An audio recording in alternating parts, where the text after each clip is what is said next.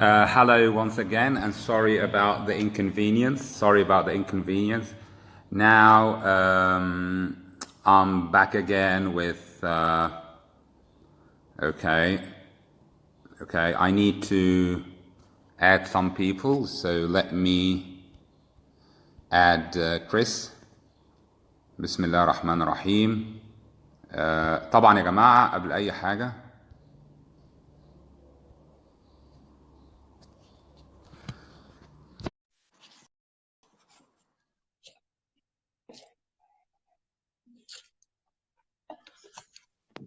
Hello. Hello, Kris. How are Hey, you how you doing? doing, Doc? I'm good, thanks. Finally, we've made Finally. it. Better late than never, hey? How's it going with you? Oh, it's good here. It's good. It's cold though in What's the weather Canada right like? now. What's Right the weather now, the like? And weather in Edmonton right now, it's about minus 18 degrees, I think. oh my God, really? Yep, it's I chilly. would like really to see you in Egypt. I would like to invite you one day to spend some time with us in Cairo. You've got Oh, so I'd many love that very much. fans. Thanks for the invite. Welcome to Canada I too. just Just have, come in the summertime. yeah. Please do just come over. I know there are millions who would like to come and spend time with you in Toronto or Oh, Canada. yeah, you come to Yes. Canada. I don't know about spending time with me. Anyway, thank you very much for accepting the invitation, Kris. Thank you for And extending the offer. let me get into the topic straight away. Bismillah ar-Rahman ar-Rahim. My question is that we posted earlier before. Why 6.5? I would like to hear from you, Kris. Well, as Shakespeare says, Doc, let me count the ways. And so, Yes, writing is a headache. yes, absolutely. And I feel so bad that all of the students work so hard for years and years and then get the same score every time. Um, so, firstly, let's talk about task response. Task response Yes. means the completeness of your answer. And so students who are writing only one main idea to support their topic sentence, they're going to have trouble getting that score for a fully extended and fully developed answer. And so 7 is where you're going to start. You're going to have two main ideas there, but for a 6, it means that you're getting a 5 in your task response score, and then you're getting a 7 or an 8 in your grammar or in your Okay. vocabulary. And so it balances out in the middle at that 6.5. Thank you very much, Kris. I don't want to cut you off, but the thing is, some people are just asking about the point of having two ideas within the same paragraph because they're afraid it could be time consuming for them, especially we've got 40 minutes. So what's your take on that? Practice makes perfect. It's all about training. When you read a textbook and you read sample answers, it's not your writing that you're practicing, you guys. It's your reading skills. And so if you want to get faster at writing and at thinking and planning, then you have to be writing and thinking and planning, just like an athlete who's preparing for sport. But that means that students would write more than 300 words. Don't you agree with me about that? I do. I do. Especially for someone who's a natural 7 or so for a score in grammar, their language is not going.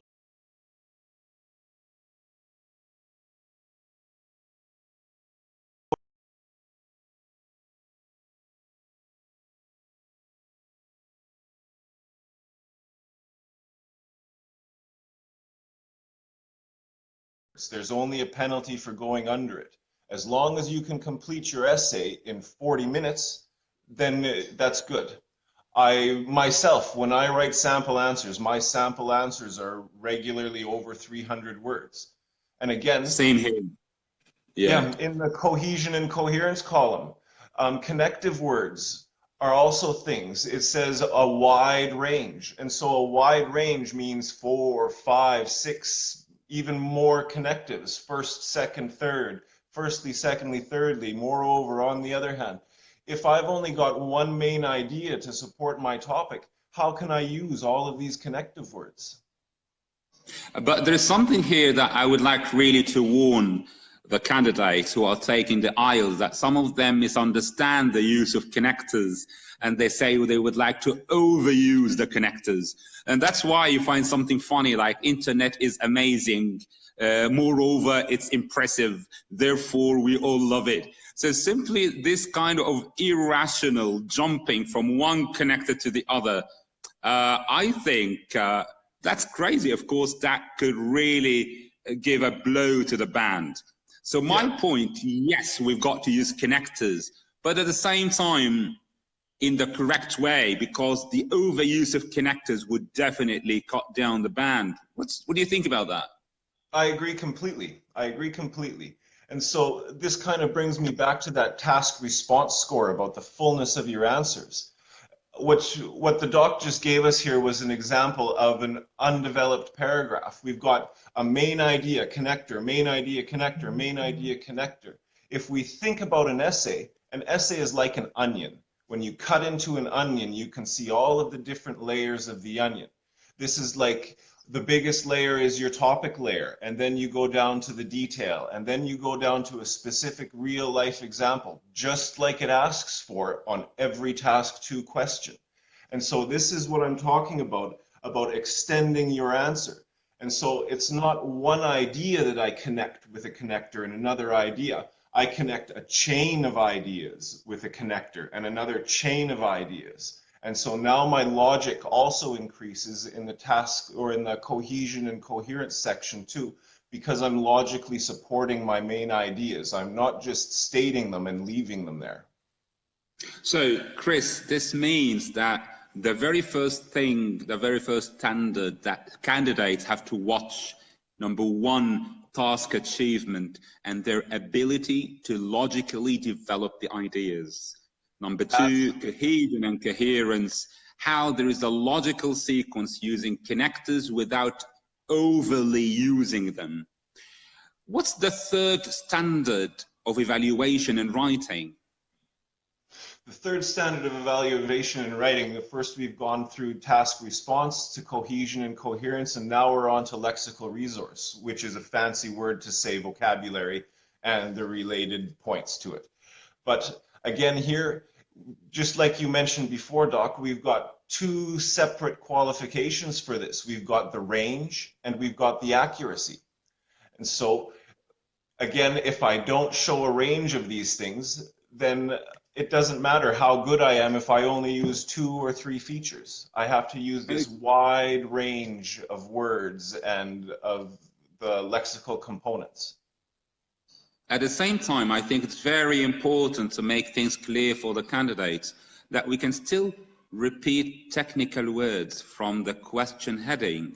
Thank you. Because sometimes, because sometimes students, they spend a lot of time thinking of a synonym for in the writing for a word like application. Yes, we got gadget, but what about, for example, electricity or internet? Do you understand me? That sometimes students really waste a lot of time on trying to find a synonym for a technical word. Yes. And that's why it's very important, yes, to watch the lexical range, but we're talking about the supporting words around the technical, not the technical. Yes. Students, just like you mentioned before, students get into trouble with repeating words, but it's the connective words that they're going to lose points for repeating. If it's always, I like the beach, and I like the mall, and I like the cinema, and I like the park. Now I've got a problem with repetition. That's not, repetition is not a big problem for your vocabulary score as long as you've got a broad enough plan that you're talking about a lot of different ideas. The other thing about synonyms is that synonyms are situation specific. And so students write a very nice plan and they write a band 8 vocabulary essay, but then they go through and they want to change the words into synonyms and they replace things. But a band 8 is about clarity of your writing. If you're using a synonym, then it's not in the right situation. You are actually, your score peaked, and now the more synonyms you use, it drops back down to that band 6 that we're talking about here today, with uses a wide range of lexical features, but inaccurately. Okay, let me recap what we said for those who joined us lately. The writing tips for those who got 6.5 are: number 1, cover the topic, provide ideas with examples. Cohesion and coherence, use of connectors, logical sequence of ideas, so that the paragraph has got an idea, an explanation, an example, and a result at the end. Oh, you like me, Kris? I love that one. I love that one. Yeah, that's a 2 thumbs up, actually. Thank you, Kris. And that third one, you're talking about lexical variety. In terms of lexical variety, we're not simply talking about synonyms, and it's not talking about the power of the vocabulary, no. And I'm sorry, I need to ask you that question, Kris. Usually, students frequently ask me how many words, advanced vocabulary words. And by the way, I don't like to use the word advanced. I usually use low frequency words. Yeah. Anyway, so how many of those advanced, or the so-called advanced low frequency word, we should incorporate in our writing? What do you think? Well, I would put it this way. It's about the clarity of your meaning and the broadness of your plan. If you've got a wide range of things to talk about, you're naturally and organically going to have a high vocabulary score. Again, students get into trouble when they start swapping the correct word for the situation for the synonym.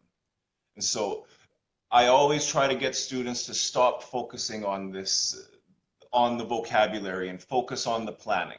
If the plan is good and the thoughts are extended, it's naturally a wide vocabulary score, because again, it's about concision, about how exact you are with your meaning of the word, that's going to get those top band scores. And again, using giant, unusual words is not the sign of a high band level. It's the sign of a good memory, which is not being tested on the IELTS exam. Okay, I would like to move on to the last parameter or standard of evaluation, which is the grammatical accuracy. Do you think a student can still get 7 with some grammatical mistakes, even if they are major kind of B1 mistakes? And so this is the way that it works with grammar. Between band 5 and band 6, there's an imaginary line. Band 5 means a student has great simple grammar, but it doesn't matter even if it's perfect. Simple grammar is never going to score a 6. Band 6 means terrible complex grammar. And then as the band rises, it means that the accuracy is getting better and better. And so keywords for grammar are conjunctions. They're the backbone, the foundation of a grammar score. Subordinating conjunctions in combination with coordinating conjunctions. I am Kris, who teaches English and lives in Edmonton. Now, if I can reproduce this grammar pattern again and again with different combinations of these subordinating and coordinating conjunctions, now I'm on my way climbing that band ladder. You're talking about a variety of grammatical structures. Yes. Like passive, active, relative clauses, of course, complex, compound. But according to Cambridge and the rubric of Cambridge in the description of band 7, it says the candidate uses a number of complex structures, especially in band 7. Mm-hmm. So are we talking about complex, meaning that I use although or if all the time, or I have to provide a variety within the complex as well? And so, first of all, remember that we need these nice long chains with a which and an and a while and a where and a but and a who. And then now when I've got this chain established, now I can fill it in with my complex tenses like a perfect tense and a perfect continuous tense and conditional tenses and things. But again, for the accuracy, band 6 means that you use these things, but you make mistakes nearly every single time. Band 7, you're getting above 60% of your sentences with no mistakes. And remember, Yes. bands are large things. There's 10% score within a band. And so an essay at 71% looks very, very different than an essay at 79%, or from the bottom of a band 7 to the top of a band 7. And so go ahead, Doc, you want to say something? I just have some tips, and correct me if I'm wrong. For those who got 6.5, I've written down some important tips for them. Number one, the overuse of connectors can definitely affect the score. Number two, no clear logic kills band 7, because many people get 6.5 because they're not supporting the rationale. So you've got a very clear, the logic is good, but not clear, and that's a problem. Yes. So that's why many, you understand me? So that's why I keep just telling everybody that whenever you provide an idea, just provide an explanation and an example. And the major problem is that there are certain types of examples that can kill the band still. Are you getting me about that? Yeah. Because some examples are actually so broad and general that they're not example. So, for example, if I tell you about the pollution is just disseminating around the world. For example, people should not throw litter or waste in the street. This is not an example. Do you understand me? So yes. The problem is that people do not understand what an example is. They simply think that whenever we just put in the word, for example, then whatever follows is an example, but it's not. Yes. And just to add a little bit to your point, Doc, Band 6 says for cohesion and coherence, your structure is cohesive. And so that's just what you said. You try to follow those chains, but the idea that you put in the chain is not logical. And at Band 7, it says your structure is logical. And so this means you've got those layers of support. Okay, let me say once again, 6.5 means not clear logic, not 100% grammatical accuracy. There are still grammatical mistakes and no logical sequence of ideas. And there is something quite important. Weak examples, thank you very much. And there is something else I need to talk to you when it comes to task 1 letter, in the letter, or even in task 2 writing. Sometimes you find people with inconsistent style. So they keep jumping from formal to informal, of course, unintentionally. And I believe that definitely can affect the band. For example, you know quite well that I've come from a British education kind of system. So we've always learned that never ever use the word very, so don't be that exaggerative in the way we express our ideas. I don't know how things go in on the other side of the Atlantic. Well, again, for a band 6, I think that the idiom goes that students have bigger fish to fry. Yes. Again, having a correct structure is the most important thing. And so for an essay, for the letter, it's a very, very simple thing that's been blown out of proportion and turned into something that's very complex in the teaching. And so a letter, simply, paragraph 1, the candidate should introduce themselves and give some details and give the point of the letter or the purpose of the letter, which we would call the thesis in an essay. And then after this, look at the bullet points. Each one of those bullet points, treat it like a topic. Add main ideas, details, and examples. The same way that a speaking test, task 2, would be done. Each one of those bullets is your main idea. In that 1 minute of preparation time, plan the details and the examples, and then speak it like a speech. This is productive skills. As you well know, Doc, we're talking about ideas going from in your mind to someone else's mind. It's exactly the same thing. And so when students practice speaking what they write and writing what they're speaking, their practice or their efficiency of their practice is skyrocketing. Okay, Kris, I just want to tell you that one of the comments about band 6.5 is that the conclusion is not coherent to the whole essay and that the conclusion is not clear.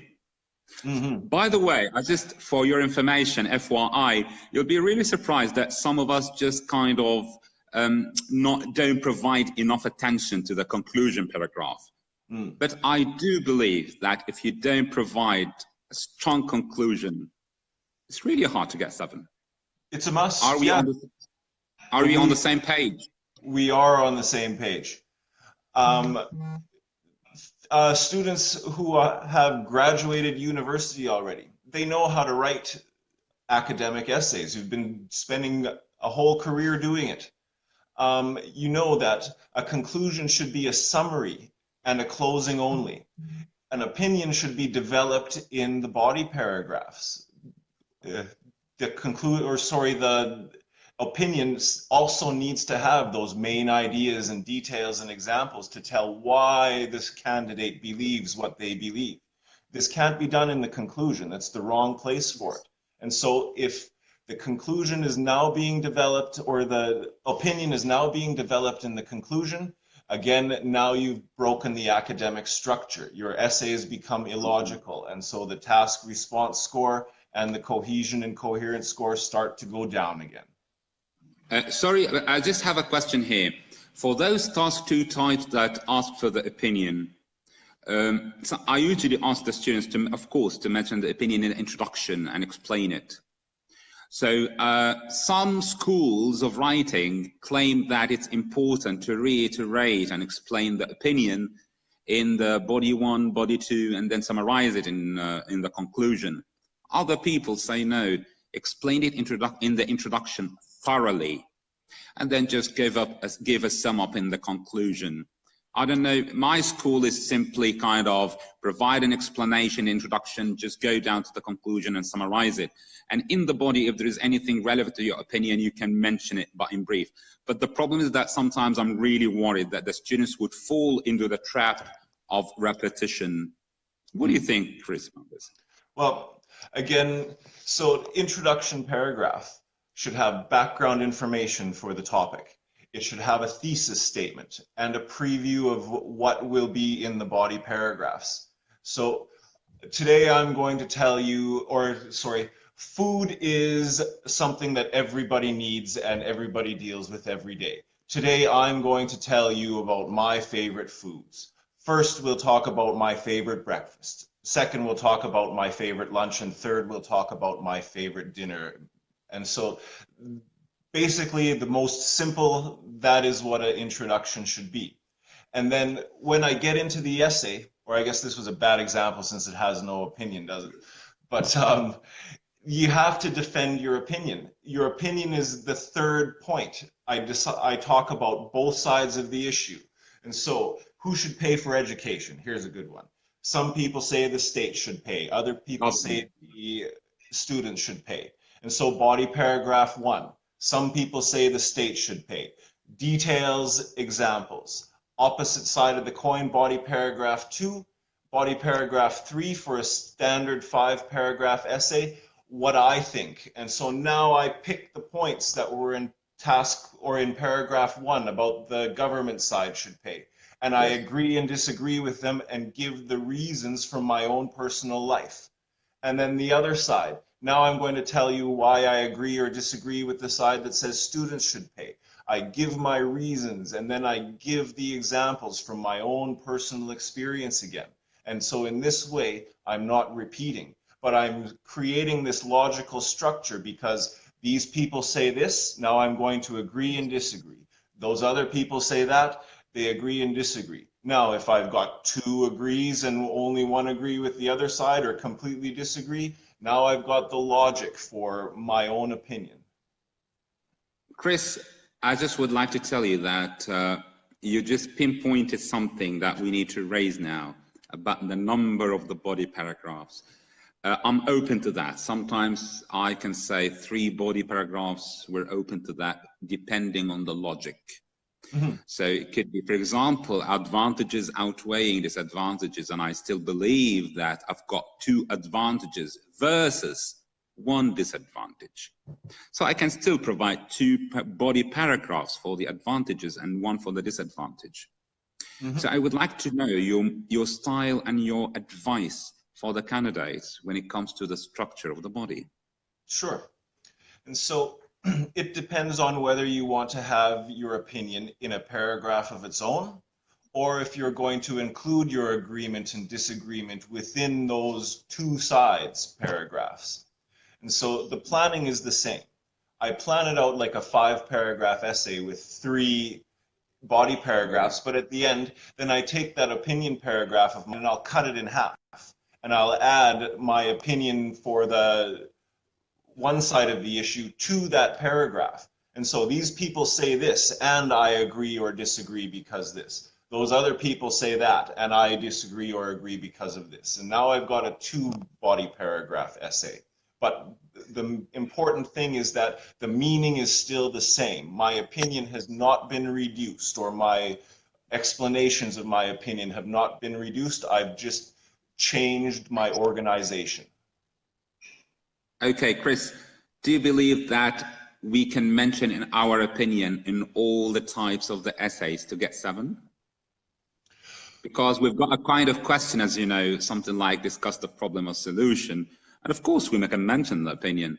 But with other kinds of discuss advantage and disadvantage, and the prompt question does not require opinion, some students are so curious to know whether to mention the opinion or not. According to the academic style of the MLA and the British universities, if the question does not require opinion, don't provide it. But as you know, there are other styles of schools of writing, especially in the American style, which is free. And your opinion does matter in everything you write. So sometimes I'm kind of in between both. What do you think? Shall we mention our opinion to get 7 or not? I would say it's how you mention the opinion. If the essay asks directly for your opinion, and sometimes they're very sneaky about asking for your opinion. For example, they ask you to come to a conclusion. That doesn't mean they're reminding you to write a conclusion paragraph on your essay. It's a synonym for your opinion. Or how much do you agree or disagree? Again, all of these different, there's 4 or 5 different really kind of sneaky, subtle ways that they ask for opinions. But the thing is, if it does ask for opinion, guys, then you have to treat your opinion like a topic, the same way that you treat both sides of the issue. If it's not asking for your opinion, you can put it in, but you're walking a fine line. And so I would put my opinion in as a small detail, as an example. Without explanation. Yes, and not be treating it as a main idea and developing it. Kris, the major problem among many students is that we don't have enough ideas. So if I have a question about recycling, I've never ever been in the business of recycling, so that would be really hard to develop ideas. By the way, one of the questions in the writing exams, I think last week, was about homeschooling. And homeschooling is not very popular in the Middle East. So some Middle Eastern candidates had kind of trouble developing ideas, explaining them, and providing examples. So what do you think about that? Because especially IELTS comes from the West, with the culture of the West and the ideas of the West. We totally agree that it targets the world, but I'm talking in terms of ideas. Yes. From where to get ideas? Help me, SOS. What I would say is that in thinking of a range of ideas, it's much better to, again, have that onion approach to it. And so think of some points why it's good or bad for society. Think about some points why it's good or bad for the economy. Think of some points why it's good or bad for the individual. And now Wow. I can compare and contrast both sides again. And I'm back into my standard structure. By the way, does this mean that our students need brainstorming skills? Because that's what I usually say to kind of the candidates I meet on a daily basis. I keep telling them we've got to introduce you to the brainstorming skills. You cannot Yes, simply depend on your general knowledge, right? 100% agreement, Doc. This again about the writing process. Just like students learn at high school and in university, you can't start an essay, planning an essay with your pen in your hand and writing the sentences of your essay. You're going to run into logic problems. You're going to run out of ideas in the wrong place. These steps are steps. There must be the brainstorming and planning stage. There must be the outlining stage. And then there's the writing and revision stages. But I promise everyone who watches this video, you will get a higher score if you separate the planning stage from the writing stage. I promise you. And then practice makes perfect. Thank you. Kris, I would like just to kind of wind up our meeting with certain tips, and I would like you to give us your input as well. Why 6.5? Once again, there is logic, but not enough logic or explanation. Number two, there is a variety of grammatical structure, and there is grammatical variety, but versus grammatical accuracy. In other words, we still have grammar mistakes. Yes. Number three, there are connectors, but sometimes the connectors are not used properly or overly used. Number four, and that's something I've written down the points, the tone is sometimes formal and it keeps oscillating or fluctuating between formal and informal. 5, the major problem with 6.5 is there are so many common words when it comes to vocabulary. So we need to use kind of low frequency, more kind of words. And the final thing, the task achievement is not achieved actually, because the question asks for the opinion and the examiner cannot feel the voice of the candidate. Mm. I usually use this kind of term, I need to hear your voice in writing. Mm-hmm. Yes. And one last thing, and I want you to correct me if there's something, Kris, because last point, and that's the very important point, never underestimate, never ever underestimate task 1. Many students think that I'll do my best in task 2. I'll just get done with it because I've had enough practice about task 2. But when they move on to task 1, they just kind of allocate the last 10 minutes and they are in real trouble after that because they're not developing ideas in letters or they're not providing the features of task 1 academic. So if you would like to have any other thing to add, I'll be so pleased, Kris. I would just say, remember, a paragraph is a paragraph is a paragraph. Wherever it is, in whatever situation you're using it, it has to have a topic sentence, main ideas that are supported by details and examples. And so you write a paragraph in a letter the same way as you would write a paragraph in an essay.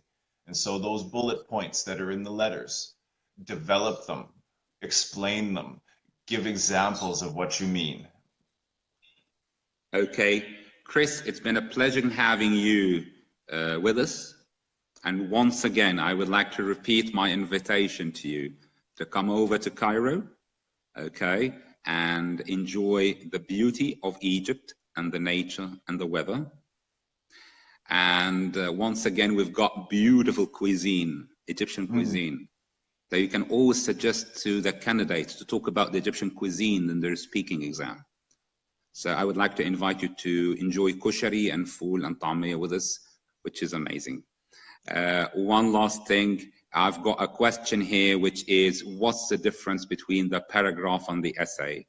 Can you help us, please, Kris, about this? The difference between the paragraph and the essay. And so an essay is made of paragraphs. Have I got the correct understanding? Yeah. Yes. The essay is the complete overall body of writing that you do, and it's composed of paragraphs. A paragraph has a topic sentence, main ideas that are supported by details and examples. Think of them as the legs. Your topic is the body. The support are the legs. If I don't have enough legs to stand on, my essay cannot stand up. Kris, one last thing. Do you advise people to keep downloading material? 30 million gigas of material? No, I don't.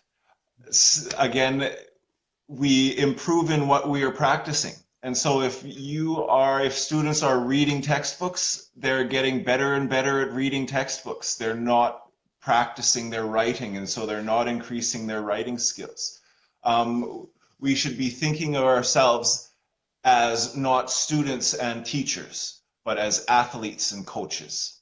And so the player, for example, a footballer or a cricketer, goes and they hit that ball or kick that ball 100 times, and the coach watches them and sees the mistakes that they make and creates an exercise to correct that mistake. And then that player goes and does that 100 times, and the coach looks for the next mistake. And in this way, we solve problems and the level rises. Simply reading books about English is not training about English. I just would like to remind you of the British saying, less is more. Yes, absolutely. Absolutely. And practice makes perfect, but perfect practice makes perfect quickly. Thank you, Kris. Thank you very much. My pleasure. And I'm honored for your offer, Doc. And you're also welcome to Canada anytime too. Just don't come in the wintertime. Of course, you know that my brother lives in Canada, so I'll visit you right away. Yeah. Oh, well, let's have a coffee the next time you visit. Thank you very much. Thank you, Kris. Thank you, Take Doc. care. See you, everybody. Bye. See you around. السلام عليكم.